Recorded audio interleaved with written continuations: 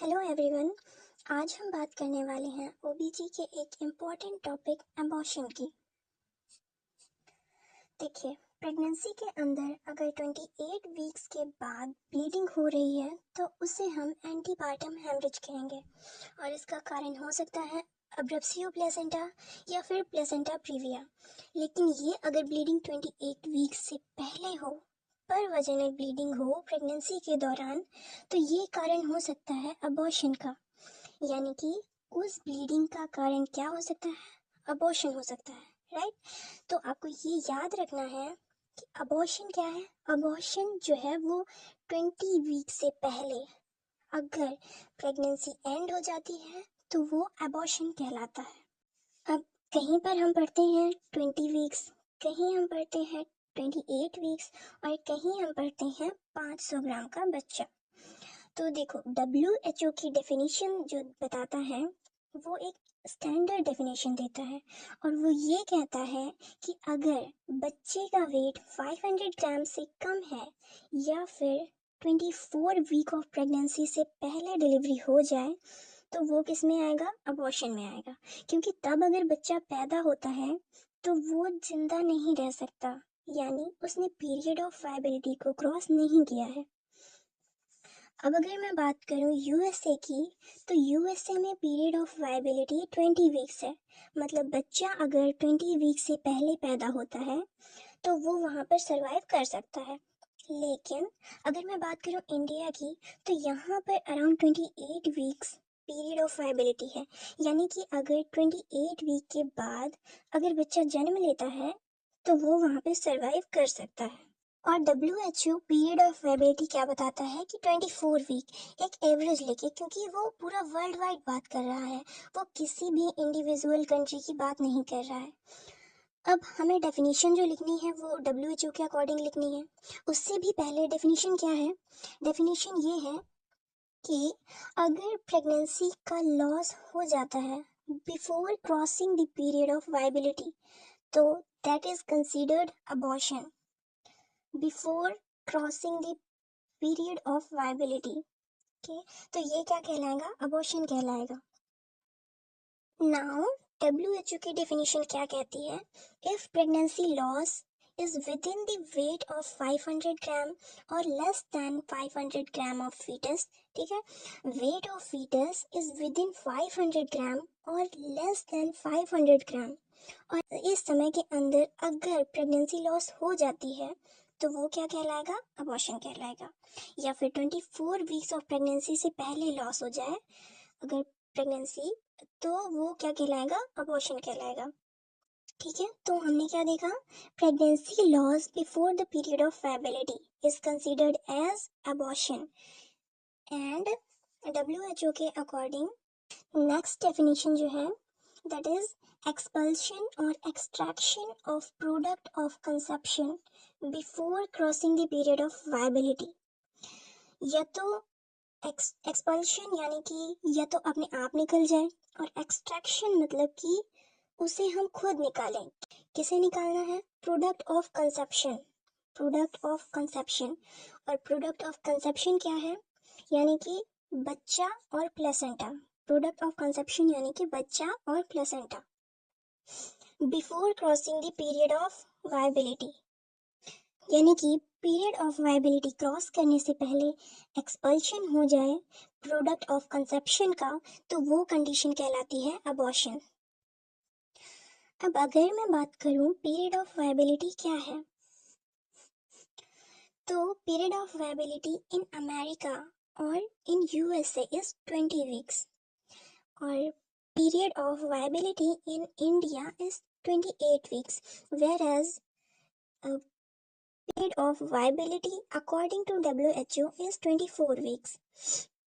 So now अगर आपको एक डेफिनेशन लिखनी हो तो आप ये लिखेंगे according to WHO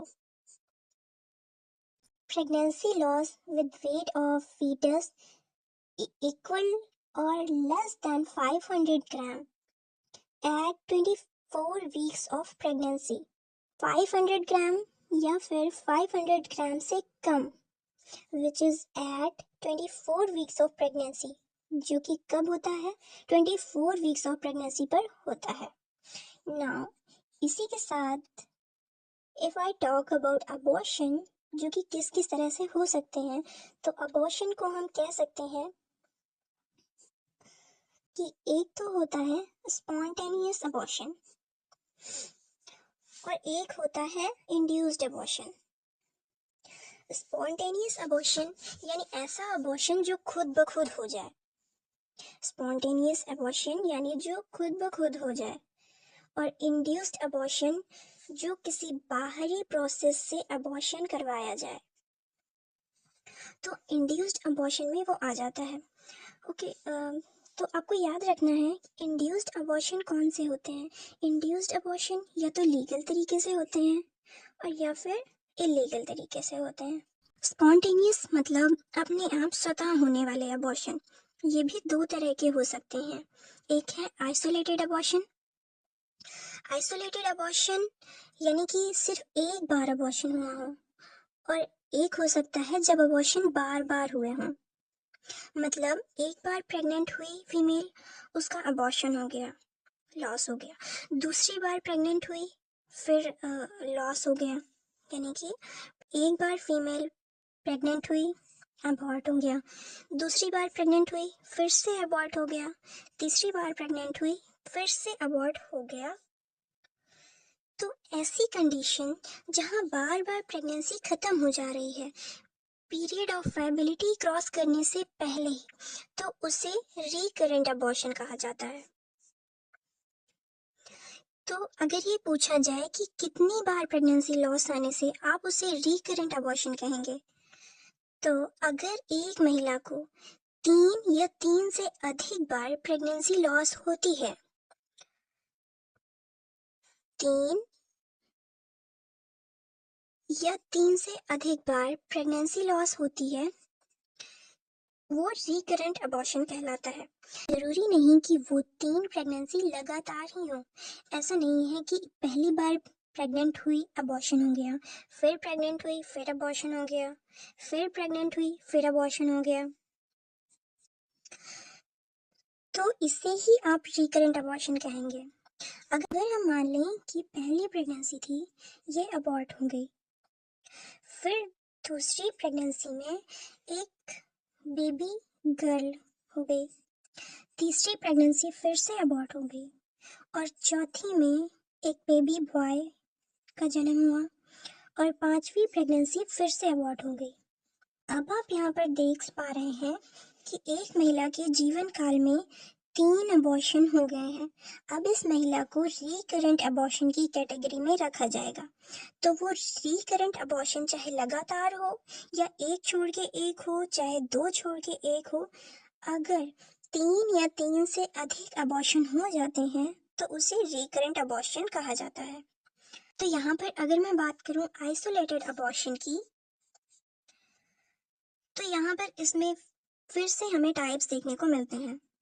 सबसे पहला टाइप्स आता है थ्रेटेंड अबॉर्शन। बाद जो आता है that is inevitable abortion, and next is incomplete abortion, and next is complete abortion, and then there is missed abortion, and then there is septic abortion. अगर मैं बात करूं अबॉर्शन की, तो अबॉर्शन 2 तरह के होते हैं। एक की अबॉर्शन अपने आप हो जाए, जिसे आप कह सकते हैं स्पॉन्टेनियस अबॉर्शन। दूसरा होता है जिसमें अबॉर्शन करवाया जाए दवाइयों की मदद से या ऑपरेशनल प्रोसीजर्स की मदद से, तो वो होता है इंड्यूस्ड अबॉर्शन। नाउ अगर रूल्स के अकॉर्डिंग हॉस्पिटल के अंदर प्रॉपर तरीके से, प्रॉपर डॉक्यूमेंटेशन के साथ में अबॉर्शन हो रहा है, तो वो लीगल होगा, और अगर ऐसा नहीं हो रहा है तो वो इलीगल अबॉर्शन होगा। ठीक है, तो ये चीजें आपको याद रखनी है। स्पॉन्टेनियस में मैंने आपको बताया ये 2 तरह के अबॉर्शन हो सकते हैं। वन इज आइसोलेटेड, जहाँ पर 1 या 2 अबॉर्शन हुए हों।